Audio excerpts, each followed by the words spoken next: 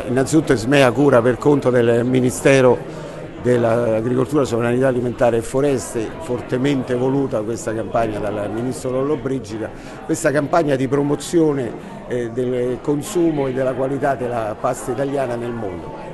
Pochissimi dati, siamo i primi nella produzione nel mondo, siamo i primi nell'esportazione, siamo anche riconosciuti come i primi nella qualità, perché le nostre industrie naturalmente hanno sviluppato un know-how che non ha uguali nel mondo.